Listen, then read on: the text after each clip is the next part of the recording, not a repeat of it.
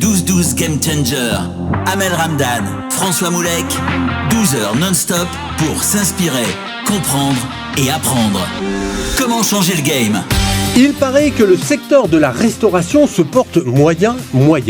Mais pour eux, franchement, ça a l'air de plutôt bien rouler. Ils sont passés en un temps record d'un food truck, vous savez, ces camions qui font de la restauration dans la rue, à 4 restaurants dans Paris et bientôt 5. Leur secret, la fusion. D'abord, la fusion de 2 cuisines, la cuisine africaine et la cuisine asiatique. Autant dire que quand ils vous parlent de voyage culinaire, vous pouvez les croire. Mais aussi la fusion de 2 cultures, leur culture. Et c'est sûrement ça qui fait leur succès avec un maître mot, authenticité. Du coup, on avait très envie de les recevoir aujourd'hui car on pense qu'ils sont les mieux placés pour répondre à la question que tout le monde se pose. Le mélange est-il la nouvelle clé de la réussite ? Aïssata Fané et Julien Dohan, bonjour. Bonjour. Bonjour Aïssata, bonjour Julien. Être restaurateur en 2023, est-ce que c'est faire de la nourriture pour les autres ou c'est créer une expérience ? Alors, je pense que c'est un mélange des deux. J'ai bien entendu ce que vous avez dit par rapport au mélange et c'est un mélange de plein de choses. La restauration, évidemment, c'est faire plaisir aux clients à travers les plats, à travers ce qu'on propose, à travers l'expérience même culinaire et l'expérience aussi gustative, mais toute l'expérience qui va être visuelle, la décoration, l'ambiance, l'accueil, toutes ces choses-là, c'est vraiment très important et c'est au cœur de Savane et Mousson. Et nous, on a une originalité aussi, c'est-à-dire qu'on va vraiment essayer d'apporter quelque chose de différent, même au niveau de la communication, de ce qu'on va essayer de véhiculer auprès de nos clients. Et c'est ça qui est vraiment un changement pour nous. Mais justement, ce qu'on voit, c'est que vous êtes en plein essor, alors que beaucoup de restaurateurs parisiens aujourd'hui connaissent des difficultés. Et on se demande, est-ce que ça repose exclusivement sur votre maîtrise du marketing ou sur la cuisine que vous proposez ? Ça repose sur la cuisine, évidemment, parce qu'il faut bien sûr que les clients, une fois qu'ils aient apprécié notre marketing, puissent revenir dans notre restaurant. Mais après, il y a une grande part aussi sur le marketing. Il faut vraiment pouvoir se renouveler, proposer quelque chose de différent, proposer quelque chose d'attrayant aussi au niveau de la communication. Et c'est vrai que les restaurants qui ne se réinventent pas et qui aujourd'hui ne sont pas présents digitalement sur les réseaux sociaux et qui n'ont pas transformé leur manière d'acquérir leurs nouveaux clients, eux, peuvent avoir des difficultés. Alors que nous, pendant la crise du Covid, on s'est dit que justement, il n'y avait pas beaucoup de restaurants qui communiquaient et qui mettaient en avant leurs produits. Et on a saisi cette opportunité-là. On a essayé de transformer le Covid en opportunité. Et c'est vraiment la clé. Ça a été le digital, le marketing, la communication et toutes ces choses-là qui nous ont permis de nous en sortir jusqu'à aujourd'hui. Qui est le spécialiste de tout ça chez vous ? C'est un peu nous deux. On a des idées. Moi, je suis plus celui qui a les idées et Aïssata, celle qui va réussir à faire les choses de manière jolie, qui va réussir à faire les belles vidéos. Ça, c'est quand on a commencé, quand on était tous les deux. Et depuis, on a recruté une super équipe en communication qui nous aide et qui nous assiste. Et même des fois, ils lancent des projets sans qu'on leur demande. Là, en exclusivité, on peut vous le dire, on va faire une collaboration avec Frédéric, le gagnant de Koh-Lanta, sur la carte des cocktails, parce qu'il compte ouvrir son bar à cocktails. Et du coup, ça, c'est un projet qu'elle nous a présenté hier durant la réunion mensuelle qu'on fait avec nos managers. Elle dit, j'ai dégoté un super partenariat, je voulais vous faire la surprise et tout. Du coup, aujourd'hui, c'est à la fois nous, mais aussi notre équipe qui est derrière nous, qui nous aide à développer tout ça. Pourquoi vous n'avez pas développé juste plusieurs food trucks ? Ça aurait pu être plusieurs food trucks. Nous, à l'origine, quand on a commencé avec Savane et Mousson, on a commencé avec un traiteur événementiel. Donc après, quand il y a eu la crise de Covid, évidemment, on ne pouvait plus faire d'événements. On ne pouvait plus être aussi nombreux que par le passé. Donc quand on a vu le nombre de personnes qui participaient à l'événement passer de 120 personnes à, par exemple, 5 ou 6 personnes, on s'est dit qu'il y avait un souci. Un énorme souci. Et à ce moment-là, on s'est dit qu'on allait évidemment développer la partie food truck parce que du coup, c'est une offre qui est beaucoup plus stable, scalable, qu'on peut envoyer facilement à emporter et qui est Covid-proof, Covid-friendly surtout. Et quand on a lancé ça, ça a directement marché parce que du coup, ça s'y prêtait bien pendant la crise du Covid. Mais je pense que la partie où on a été, entre guillemets, le plus fort, c'est la partie restaurant, avec un produit original qui est le California Roll fusion afro-asiatique avec ses sushis avec des saveurs africaines, des sauces. Pourquoi vous m'en avez pas amené, en fait On aurait pu, mais c'est une raison de plus pour vous pour venir à nos différentes adresses, justement. Avec plaisir. Mais on aurait pu développer cette partie food truck, mais je pense que le plus simple et le plus sympa pour nous, ça a été vraiment de développer la partie restaurant restaurant parce qu'on avait des équipes qu'on pouvait former rapidement, facilement. Et c'est vraiment ce vers quoi on aimerait tendre, donc se développer encore plus sur cette partie-là et nous dupliquer sur toute l'Île-de-France par la suite. Vous avez une croissance qui est plutôt rapide. Comment vous êtes passé de 2 entrepreneurs amis, je ne sais pas si vous étiez amis peut-être avant, à d'un coup manager d'équipe de plusieurs restaurants, etc. Comment on passe l'échelle et on réussit à dupliquer tout sur les restaurants? On se rappelle encore de notre premier recrutement. C'était dur. On veut bien comprendre, on veut bien connaître. Passer de 2 à 3, déjà, ça a été vraiment une étape. On se disait, mais comment on va faire pour faire comprendre à cette personne tout ce qu'on a envie de faire ? Et je pense que la clé du succès, en tout cas sur nos recrutements à nous, c'est qu'on est passé par vraiment tous les métiers avant de recruter. C'est-à-dire que nous, la première année de Savane et Mousson, on n'avait pas d'employés, on était vraiment que tous les deux. Donc ça a passé par tous les métiers, c'est-à-dire des courses, l'approvisionnement, la vaisselle, aller sur place, faire le service traiteur auprès des clients, donc pour bien comprendre ce qu'ils voulaient. Et en fait, une fois qu'on a compris tous les aspects du métier et qu'on avait vraiment tout bien renseigné, là, on se disait, OK, si on met quelqu'un à notre place, au moins on pourra comprendre ses difficultés, ses problématiques au quotidien. Et on ne sera pas le type de patron qui, entre guillemets, rentre dans la cuisine et qui ne comprend pas les difficultés de ses cuisiniers parce qu'il ne l'a pas vécu, tout simplement. On ne voulait vraiment pas être ce genre de personne. Et aujourd'hui encore, je pense qu'on a cette légitimité auprès de nos équipes parce que forcément, on est passé par tous ces métiers-là. Et ils nous en remercient, en fait, finalement. On les comprend, on les conseille et surtout, on les accompagne quand ils ont des difficultés à réaliser leur plein potentiel. Et on a vraiment des talents... aujourd'hui, on est quand même nombreux. On est une trentaine. 32, je crois. Oui, quand même. En combien de temps En 3 ans, du coup, pour le coup. C'est beau. Du coup, c'était une belle croissance. On l'a vécu, hein, franchement, on l'a senti passer parce que c'était que des hauts, des bas. Enfin, après, en même temps, c'est l'entrepreneuriat. Mais le fait que, justement, on ait de la légitimité aux yeux de nos équipes, je pense que ça aide beaucoup, surtout dans le secteur de la restauration. Et quand on n'est pas issu de ce milieu, je pense qu'il faut vraiment mettre la main à la pâte pour bien comprendre et pour pouvoir avancer sereinement. Pourquoi vous êtes venu dans ce milieu ? Parce que en fait le parcours, en fait on a fait tous les deux une école de commerce. C'est là où on était dans la même bande de potes, on est devenus amis et on a fait chacun un stage. On a fait d'abord un voyage. Moi je suis parti en Afrique et Sata elle est partie en Asie. Et en fait quand on est revenu de nos voyages respectifs, on s'est dit c'est marrant en fait, on mange la même chose mais cuisiné différemment. Du coup de là déjà on avait eu cette idée de y a un truc à faire autour de ça. Ensuite on a intégré chacun nos stages respectifs comme on était étudiants en école de commerce. Moi je travaillais à la BNP en finance et Aïssata chez Altran en conseil en stratégie. Et en fait au bout de je crois 2 ou 3 mois on s'est dit mais en fait ça peut pas être ça notre vie, aller au bureau à 9h, la faire des PowerPoint et apprendre des raccourcis clavier. C'est ça. En fait, on voyait les gens que, en fait, des fois, moi je parlais avec mes collègues, je disais, ça fait 7 ans que je fais ça, 8 ans que je fais ça, mais genre, c'est pas possible. C'est ça tous les jours et tout, c'est pas possible. Du coup, on s'est dit, viens, Aïssata, on lance un truc. De toute façon, là, on a entre guillemets rien à perdre, on est encore jeune, on est étudiant, et au pire, si jamais ça rate, on pourra se réorienter, on n'a rien à perdre. Du coup, on s'est lancé comme ça. C'est quoi le tout premier truc que vous avez lancé ? Le tout premier truc qu'on a lancé. Le tout premier, enfin, c'est même pas le que vous avez lancé, c'est le tout premier truc que vous avez fait le jour où vous avez décidé que Altran et je me souviens plus de BNP. Et BNP, vous avez dit stop. Vous êtes mis dans la cuisine, vous êtes dit ok, alors comment on fait ? C'est exactement ça. C'est vrai ? C'est exactement ça. On s'est mis dans la cuisine et on s'est dit à quoi ça doit ressembler une fusion de ces deux cuisines. Et là, on s'est mis à faire des recettes entre nous. On était tous les deux, on réfléchissait, etc. Quand est venue l'idée, évidemment, de faire un assemblage de sushis, parce qu'on s'est dit, l'ingrédient commun, c'est quand même le riz. Mais comment le mettre en forme pour que ce soit assez ludique, pour que les gens puissent apprécier et en même temps que ce soit facile à manger, pratique, sous un format un peu finger food.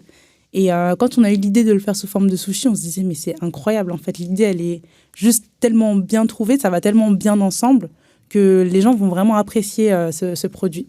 Et c'est le premier produit qu'on a créé et c'est encore le produit pour lequel on est connu aujourd'hui. C'est vraiment notre produit d'appel. Aujourd'hui, quand on pense à Savane et Mousson, forcément, on pense à ces California Rolls, même si aujourd'hui, on a plein d'autres recettes. Les gens, quand ils pensent à nous, ils se disent « Ah oui, c'est vrai, c'est eux qui ont créé les premiers sushis africains au monde, je pense. » Entre les premiers qu'on a fait et ceux de maintenant, on les a quand même améliorés aussi. Évidemment, il y a eu des améliorations. Et après, on a testé ces sushis lors d'un festival qui s'appelle le Festival international du sushi pour lequel on a été sélectionné. Alors qu'on n'avait pas... international du sushi. Ah non, mais attendez, l'histoire est dingue parce qu'on n'avait pas encore créé la boîte et on a été sélectionné par le concept, par l'idée, par les photos, par justement tous les visuels qu'on avait créés. Ok, mais avant ça, qui vous avez validé ce concept ? Nos parents, nos familles, en fait. Ça a été vraiment un travail où je me disais, il faut que ma mère, elle aime ce que je propose parce que sinon, ça va pas aller. Parce que je me disais, il fallait pas trop qu'on s'éloigne non plus des traditions. Il fallait que ça reste quand même quelque chose qui en goût se rapproche de la cuisine africaine. Et Julien, c'était pareil avec vis-à-vis de la vie de son père. Et donc, on essayait de faire goûter à nos familles, etc. Donc, pour qu'elle valide les plats. Et effectivement, lorsqu'on est allé à ce festival, il y avait 10 000 personnes. Nous, on était à notre stand, on avait ramené toute notre famille en soutien face à tout ce monde. Et ça a été un carton. Et c'était notre premier chiffre d'affaires et c'était la première fois qu'on exposait nos produits aux yeux du public. Et quand on a vu leur réaction, quand on a vu le bonheur qu'on procurait aux gens, on s'est dit, OK, Julien, je pense qu'on tient quelque chose. Et de là, en fait, on ne s'est pas arrêté. On s'est lancé dans l'entrepreneuriat alors qu'on était encore étudiant. Et quand on a fini nos études, c'était déjà trop tard, entre guillemets, pour arrêter parce qu'on avait déjà des engagements, déjà des salariés, déjà même quasiment un restaurant qui ouvrait. Et du coup, c'est là où quand vous posiez la question, qu'est-ce qui vous a fait changer, entre guillemets, votre parcours ? On n'a pas vraiment changé, on a fait le truc. Et finalement, quand on a fini nos études, on était déjà dedans avec des engagements. Moi, je trouve personnellement que cette histoire est géniale. Alors, dans ce 12-12, il y a un principe. Nous, on pose des questions. Très intelligente, comme vous avez pu le remarquer.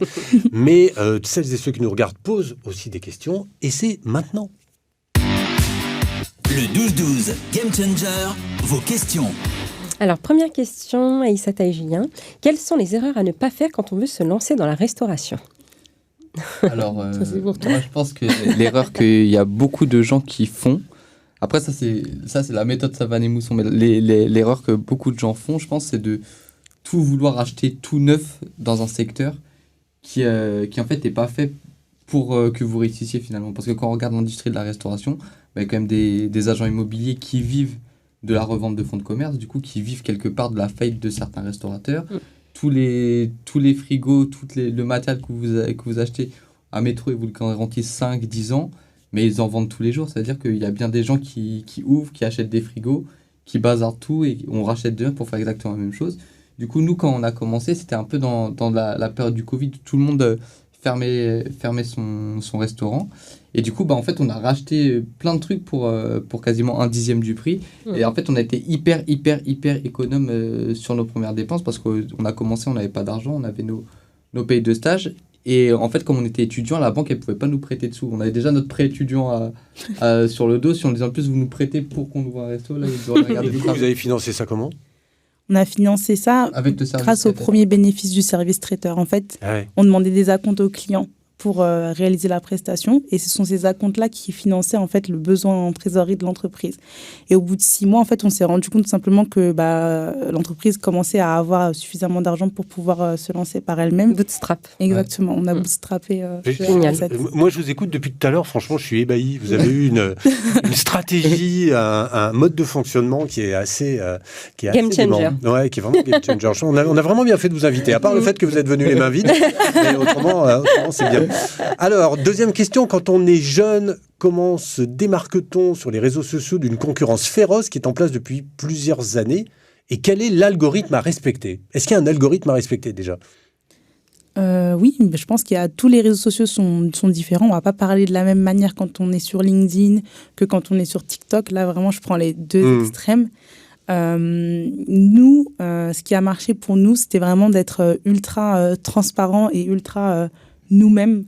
On n'a pas essayé d'être quelqu'un d'autre. Enfin, on a essayé de montrer vraiment les difficultés qu'il y avait au quotidien. Et c'était un peu, quand on a construit Savane et Mousson, c'était un peu quand on montrait sur les réseaux sociaux, on montrait vraiment toutes les étapes jusqu'à la réussite, par exemple, de l'ouverture de nos restaurants, toutes les difficultés qui sont liées aussi à tout ça. Et on les a vraiment dit avec vérité. Moi, je me rappelle d'un moment où je me suis dit, vraiment là, j'ai vraiment réussi à construire une communauté. c'était sur LinkedIn. Je cherchais absolument une personne pour nous aider sur le pôle administratif parce qu'on commençait à avoir beaucoup de choses à gérer, plein de problèmes administratifs qui s'ajoutaient, des courriers, etc. Et je me disais, mais là, il faut vraiment qu'on trouve une personne pour nous aider. Et j'avais écrit ce problème-là sur un post. Et du coup, il s'est passé plusieurs semaines avant que je trouve. Et quand j'ai trouvé, j'ai fait un post en disant « Je suis trop contente, j'ai trouvé la personne qu'il nous faut, elle rejoint l'équipe, etc. » Et j'ai eu des gens qui m'ont envoyé des messages en me disant « Mais tu sais que moi-même, je suis soulagée que tu aies trouvé. » en fait. Je disais exactement. Et les gens, ils sont soulagés. Et je me suis dit « Mais le mot soulagé, il est fort. Quoi. » Ils ont vraiment vécu le truc. Ça veut dire que moi, pendant 2 semaines, quand je faisais passer les entretiens, eux aussi, ils se disaient « Mais alors, est-ce qu'elle va vraiment trouver la personne ?» Et je pense que c'est là où on a été fort, c'est qu'on a vraiment partagé des vrais problèmes. Les gens, quand ils pouvaient nous aider, ils nous aidaient. Et quand on a réussi, ils étaient contents de partager la réussite avec nous et ils étaient contents de suivre et de voir qu'est-ce que cette personne va apporter réellement dans l'entreprise, qu'est-ce qu'elle va pouvoir apporter à Aïssata dans l'entreprise. Parce que finalement, aujourd'hui, c'est ça. En fait, les gens nous reconnaissent dans nos restos, ils nous reconnaissent parfois même dans les magasins quand on se promène. Et du coup, on se dit, on a vraiment réussi à faire fonctionner ce qu'on appelle le personal branding sur nos réseaux sociaux. Et je pense que les gens, s'ils viennent manger Chavannes et Mousson aujourd'hui, c'est parce que on a réussi à leur transmettre notre passion et on a surtout réussi à leur raconter l'histoire que nous, en fait, on vit au quotidien et qu'ils suivent tous les jours. Alors, nouvelle question. Est-ce que vos clients satisfaits, entre parenthèses, sont un bon vecteur de communication pour vous ? Ouais, franchement, les clients satisfaits, c'est les meilleurs. Ouais, c'est le bouche-oreille. Franchement, dans la restauration, c'est ce qui marche le mieux. Du coup, on l'a beaucoup ressenti quand on a ouvert à Saint-Maur, parce que Saint-Maur, c'était... en fait, pour vous faire l'historique, il y a eu le Covid. Du coup, nous, on avait déjà signé le bail pour récupérer le local de Saint-Maur. Du coup, on s'est retrouvé parachuté dans un local sans pouvoir exercer de l'activité traiteur. Du coup, on avait notre premier crédit sur le dos, on commençait à avoir des employés, tout ça, on commençait à avoir des charges, il n'y avait pas que nous deux. Du coup, on s'est dit, en fait, il faut qu'on ouvre un point de vente à emporter pour la restauration. Et en fait, on n'a pas le choix, il faut que ça marche. Et du coup, on prenait vraiment le temps avec nos premiers clients. Les premiers clients, je me rappelle, c'était moi et Aïssata qui cuisinions, qui les accueillions. Les premiers clients, on les a vraiment chouchoutés. Et en fait, aujourd'hui, c'est nos meilleurs ambassadeurs. Des fois, ils viennent nous voir dans le dernier restaurant qu'on a ouvert à Enghien. Ils nous disent, en fait, moi, j'étais le premier client qui était à Saint-Maur. Je me rappelle même, à chaque fois qu'on ouvre un plan de vente, on prend une photo avec le premier client, il a des cadeaux et tout ça. Et du coup, ce genre de relation qu'on a avec notre clientèle, et des fois, même à l'échelle du traiteur, parce qu'en fait, Chavannes et Mousson, aujourd'hui, on a un food truck, on a du traiteur, etc. Ça veut dire que des fois, même un client qu'on a bien accueilli, derrière, il nous appelle pour qu'on fasse son mariage. Du coup, on partage un moment de sa vie. Enfin, on se dit pas que la première fois, quelqu'un a pris un 5 à emporter, qu'il a payé une vingtaine d'euros, on va être là le plus beau jour de sa vie, on va participer, on va rencontrer. Il nous présente ses parents, il nous présente ses enfants, des fois, quand il en a et tout. Et en fait, cette relation qu'on a avec nos clients, je pense que c'est ça qui a fait qu'on a des ambassadeurs de la marque Chavannes et Mousson aujourd'hui et qui nous a permis d'arriver là où on est aujourd'hui. J'avais presque envie de rebondir sur ce que vous venez de raconter, mais en fait, la question d'après va rebondir d'elle-même. Votre parcours dans la restauration est-il transposable dans d'autres business ? Moi, je crois que la réponse est oui, mais... je pense que oui. Je pense que notre plus grande force avec Julien, c'est pas d'être des très très bons restaurateurs, c'est pas d'être des très bons cuisiniers, etc. C'est la force, c'est des deux. En fait, on est deux personnes ultra complémentaires et ultra motivées. Et je pense que c'est vrai que si ça avait été dans n'importe quel autre business ou dans n'importe quelle autre industrie, je pense qu'on aurait trouvé une manière à nous deux de combattre cette industrie, parce que la restauration, c'est vrai qu'on n'y connaissait rien. On s'est lancé sans vraiment connaître ce business-là. Et au final, on y a pris goût, on l'a pris comme un jeu. On s'est dit qu'il fallait qu'on arrive à faire notre place et qu'on arrive à légitimer notre idée, notre identité, nos origines à travers ce projet. Et c'est vrai que quand ça a commencé à marcher, on s'est dit, mais en fait, c'est ce qu'on aime, c'est bien sûr entreprendre, c'est la restauration, etc. Mais qu'en est-il si on lançait un autre business ? Est-ce que tu penses qu'on aurait réussi aussi ? Et c'est vrai qu'on s'est dit, ouais, pourquoi pas ? Enfin, en fait, on se pose vraiment la question, on se dit, si ça avait été un autre business aussi, je pense que le fait d'avoir ces profils un peu complémentaires, ça nous aurait aidé à réussir. Ok. Et la question d'après, c'est, estimez-vous avoir réussi ? Je te laisse répondre. Moi, je suis un peu un éternel insatisfait. Ça veut dire que dès qu'on a ouvert le restaurant d'Enghien, moi, on me dit c'est quand qu'on va ouvrir le prochain. Alors qu'Aïsata, elle est plus, non, attends, viens, on fait fonctionner celui-là correctement, on va au bout des choses, on développe tout ce qu'on a à développer. Du coup, je pense qu'avec Aïsata, on n'a pas la même vision de la réussite. Et je pense que la réussite, c'est aussi subjectif. Moi, je sais que moi, j'ai pas l'impression d'avoir forcément réussi, mais quand je vois, quand mon père, il me regarde, parce qu'au début, quand il me disait, oui, t'as fait une école de commerce, une école d'ingénieur, tu te mets à rouler de sushi, tu te fous de ma gueule. Et là, du coup, le fait qu'il ait changé ce discours, ça... C'est déjà une réussite pour moi, en tout cas. Parce que tu as fait une école d'ingénieur aussi. Oui, c'est ça qu'on n'a pas dit. Du coup, en fait, nous, avec Aïsata, en plus de ça, on a fait des parcours un peu compliqués.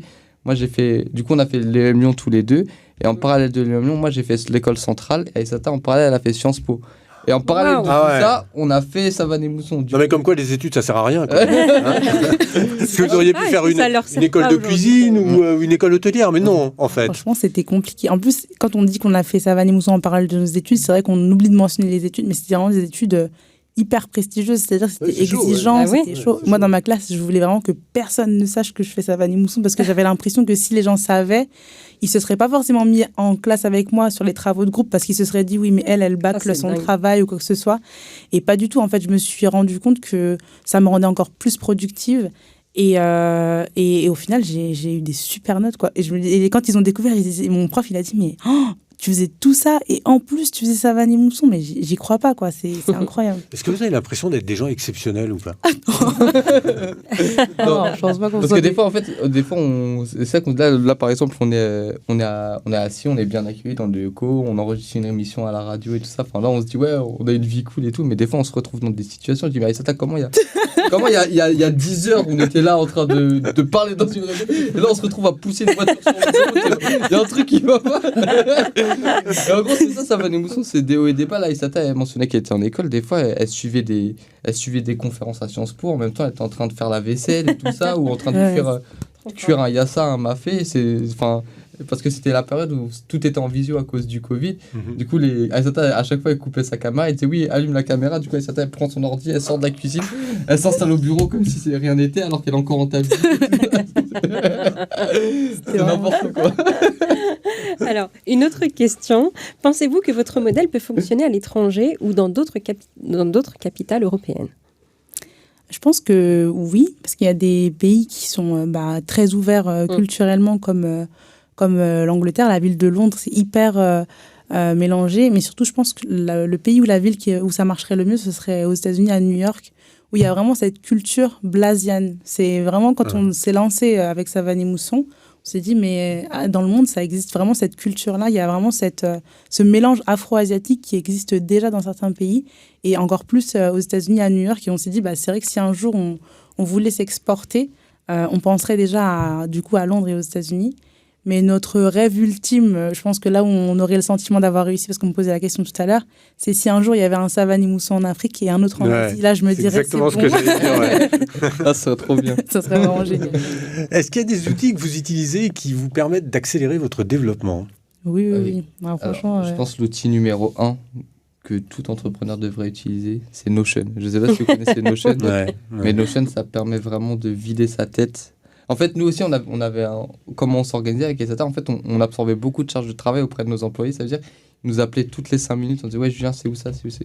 Maintenant, tout est sur Notion. Dès que j'ai une question, pour plus qu'on la repose, c'est sur Notion. Ça veut dire que les gens, avant de nous appeler, ils vont voir sur Notion. Et ils vont voir sur Notion. Et ça, déjà, ça soulage énormément. Mais même en termes d'organisation, nous, on a des listes de courses, on a du staffing, on a des briefs à faire pour les prestations de traiteurs, des inventaires, le suivi des heures sub des employés, toute la gestion RH et tout ça. Tout est sur Notion. Ce qui est bien, c'est que ça connecte avec son téléphone, avec l'ordinateur. C'est collaboratif. On peut donner des accès plus ou moins restreints en fonction des personnes avec qui on peut travailler. Et surtout, c'est gratuit. C'est un outil gratuit pour tout entrepreneur. Je pense que c'est important de commencer avec ça. Et en tout cas, spécifique à la restauration, ce qui nous a vraiment aidé cette année, c'était Choco. C'est un outil qui permet ça fonctionne comme un WhatsApp, sauf qu'on parle avec ses fournisseurs directement. Et en fait, ça remplit automatiquement des listes de courses pour pouvoir passer ses commandes auprès directement des fournisseurs, et ils nous répondent OK, c'est validé. Et le lendemain, hop. On peut vérifier les BL aussi. Oui, est-ce que c'est tout ça qui a fait aussi que vous avez pris une longueur d'avance sur vos concurrents, si vous avez des concurrents? je sais pas si nos concurrents ils utilisent ces outils-là, mais c'est vrai que nous, comme on n'était pas issus du monde de la restauration, on a été obligés d'être inventifs et d'aller plus loin, au plus simple, au plus efficace, de processer. Julien, il parlait de sa formation d'ingénieur, mais je pense que lui aussi, il a l'esprit très, très cartésien. Il faut vraiment que tout soit organisé dans l'ordre, que ça suive une certaine logique. Et ça, je pense que c'est quelque chose qu'on a réussi à transposer dans la restauration. Et au-delà du métier de restaurateur, je pense que le métier qu'on a fait, c'est un métier de management, d'organisation. Et c'est ça qui nous a permis forcément d'aller un peu plus vite, je pense. Ouais.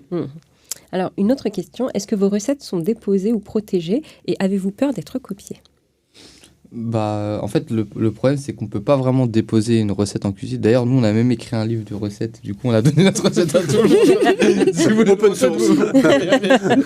Mais ouais, non, en fait, au début, on se posait beaucoup cette question. On a déposé quand même les premières recettes auprès de Linky. On a déposé les premières recettes, mais en vrai, une recette, tu rajoutes 2 grammes de sel, c'est plus la même recette. Du coup, tu peux pas vraiment protéger une recette. Mais en fait, le plus compliqué dans la restauration, c'est pas de garder ces recettes secrètes, c'est d'avoir une exécution tous les jours. Si tu fais un burger, tous les jours ton burger doit avoir le même goût. Nous, nos sushis, tous les jours ils doivent avoir le même goût. C'est-à-dire que c'est des problèmes. C'est la constance, quoi. C'est la constance, mais c'est des problématiques d'approvisionnement, des problématiques RH, parce qu'il y a des êtres humains qui cuisinent derrière. Ça veut dire le jour où il n'est pas là, comment ça se passe, le jour où il est malade. Il faut que quelqu'un puisse le faire à la place et qu'il ait le même goût pour ne pas décevoir les clients. Du coup, en fait, ce qui est dur dans la restauration, c'est l'exécution. Même si aujourd'hui, demain, avant, c'est ce qu'on se disait avec Aïssata, on disait, même hier, on a eu cette discussion avec nos managers. Ils nous disaient, ouais, mais imaginez que voilà, il y a quelqu'un qui vient, qui vous pique vos recettes, comment vous faites et tout. Je dis, s'ils veulent prendre nos problèmes avec, qu'ils les prennent. Moi, je leur donne 1 an de tenir des gens qui sont absents, des gens qui font ci, oui, on nous a pas livré les oignons à temps, tout ça. Ça, c'est des problématiques au quotidien qu'il faut être capable de gérer. Et je pense que, en fait, le secret, c'est la rigueur qu'on met derrière plus que ce qu'on met dans l'assiette. C'est comment on s'organise, comment on motive ses équipes, quelle relation on a avec ses équipes. Je pense que la recette, c'est une recette de management plus qu'une recette de cuisine finalement. Mais je pense que vous êtes irremplaçable. C'est ça aussi qui fait que vous ne serez jamais copié, non ? C'est vrai que je me dis, si quelqu'un veut nous copier, il faut qu'il trouve une savane, un mousson. Des t-shirts. C'est quand même un peu galère. Non, c'est dur quand même. C'est pour ça qu'on accentue vraiment à fond sur nos images personnelles, sur la marque personnelle. On essaie aussi de développer la marque employeur. On est les seuls aussi à avoir mis en place le dimanche des employés. Je crois que ça n'existe pas. C'est quoi le dimanche des employés ? Alors, c'est un tout nouveau concept qu'on a créé. Ça sort de nos têtes. C'est un jour dans le mois, à la fin de l'année en général, parce que c'est la période de Noël. On laisse les employés ouvrir un jour dans le mois. Et en fait, tous les bénéfices leur sont reversés. Donc, c'est une forme de prime. Mais c'est une prime. C'est cool de travailler chez vous. mais par contre, c'est pas vous ouvrez. Enfin, il faut aller faire les courses parce que il faut qu'ils bossent quand même. Il faut qu'ils bossent. Il faut que vous allez faire les courses. Il faut que vous mettiez en relation avec l'équipe communication pour annoncer que c'est un jour spécial. Que par exemple, d'habitude, on est fermé, mais qu'aujourd'hui, on est ouvert exceptionnellement et que c'est le jour des employés. En fait, c'est une manière pour nous de montrer aux différents métiers que en fait tout le monde est utile dans l'entreprise parce que si tu fais les meilleurs sushis du monde mais qu'il n'y a personne qui communique sur ton ouverture, tu vas les faire pour personne. Ou si toi tu communiques super bien mais que tu n'as pas de cuisinier derrière, les gens ils vont venir, ils vont être déçus. Du coup en fait c'est aussi une manière pour nous de nous sortir de l'opérationnel et de voir comment nos équipes bossent ensemble et de leur faire prendre conscience aussi que vous êtes une équipe et que quand pendant le service ils te demandent de prendre en photo ce que tu fais, il faut que tu prennes le temps de lui faire un truc joli parce que c'est comme ça que tu as des clients et elle fait pas juste ça pour t'embêter pendant ton service. Et pareil avec les différents métiers, les livreurs, les gens à la compta, enfin tout le monde, il faut que vraiment ils bossent ensemble pour que ce jour-là soit une réussite et voilà. C'est top. Alors, question, quel conseil pour des jeunes qui souhaitent se lancer mais qui ont des parents qui sont pour de longues études ? Cachez-vous. On était dans notre cas. C'est vraiment totalement la question de... la réaction du père de Julien, elle en témoigne. Nos parents n'étaient pas pour du tout. Moi, ma mère, elle a vraiment jamais été vraiment pour pendant la première année. Elle se disait qu'on faisait n'importe quoi et que ça allait jamais marcher et que il fallait certainement, voilà. Et en plus, pendant le Covid, Julien, il était super content quand on avait vendu nos 100 premiers euros. Et ma mère, elle disait, mais en plus, tu fais ça pour 100 euros. Elle était désespérée. Et en fait, au final, ce qui est important, c'est qu'on a réussi à faire changer le regard de nos parents et qu'on a réussi à les rendre hyper fiers. Moi, je sais qu'une fois, on était passé dans une émission télévisée et cette émission a été rediffusée aussi dans mon pays d'origine, le Mali. Et les Maliens de ma famille ont appelé ma mère pour dire « Mais tu te rends compte, ta fille, elle est à la télé !» et tout. Et ma mère, elle était super fière. Elle dit « Ah oui, je sais. » Et là, je me suis dit « Ah ok, donc finalement, elle est quand même fière de moi. » J'ai réussi à changer son regard sur la chose. Et surtout, quand je la vois pitcher le concept, je la vois pitcher le truc, je lui dis « Mais c'est bon, en fait, j'ai réussi à changer son avis sur la chose. » Et finalement, les études, c'est une sécurité, c'est un filet de sécurité. Il faut quand même avoir un bagage, je pense, important au niveau académique parce qu'on ne sait jamais ce qui peut se passer. Et nous, on s'est dit, on finit le diplôme, on va jusqu'au bout des choses, même si on aurait été tenté d'arrêter avant. On s'est dit, on finit quand même ça, on sécurise et ensuite, on se lance pleinement. Mais c'était important quand même d'avoir ce filet. Mais après, pour répondre peut-être plus précisément à la question, il y a forcément un moment où soit tu le fais en cachette, soit ça clash un peu avec tes parents parce que tes parents, par définition, ils veulent ton bien, ils veulent que tu sois en sécurité. Et l'entrepreneuriat, c'est l'aventure, c'est la bagarre. Ça veut dire que si tu sens que tu as les épaules pour assumer ça, faut pas hésiter à aller contre la volonté de tes parents. Et voilà, et après, si ça réussit, tes parents ils seront fiers de toi. Si ça rate, par contre, tu pourras t'en vouloir qu'à toi-même. Mais en gros, l'entrepreneuriat, c'est dur, c'est un jeu, c'est un pari. Et il faut avoir conscience des règles du jeu avant de se lancer, quoi. Alors, une autre question. N'avez-vous pas peur d'une concurrence latino-suédoise, plus sérieusement? Y a-t-il un concurrent cible? On peut tous les faire, comme ça. J'ai bugué une minute. Là, j'étais pas prête. Et c'est vrai qu'on pourrait penser à plusieurs types de fusions, mais nous, en fait, nos concurrents, c'est tous les restaurants, finalement. Nous, on se dit pas, oui, demain, s'il y a quelqu'un d'autre qui fait une fusion afro-asiatique, ce sera notre concurrent. Parce que finalement, au même titre que des restaurants de burgers sont nos concurrents, en fait, finalement, on est un restaurant, on est une cuisine, on est un restaurant de sushi aussi, parce que du coup, dans nos restaurants, on propose ça. Dans nos food trucks, on propose plutôt des pokéballs. Donc, est-ce que Pokawa non plus n'est pas notre concurrent finalement? Du coup, tellement qu'on a une offre qui est large, en fait, on se rend compte qu'on a des concurrents partout, mais faut pas que ça devienne trop une guerre. Au contraire, nous, à travers notre cuisine, on essaye d'éduquer les gens à aller vers d'autres restaurants africains parce que des fois, les clients ne connaissent pas la cuisine africaine et à travers notre cuisine, ils se mettent à aller dans d'autres restaurants de nos confrères et nous, ça nous fait plaisir.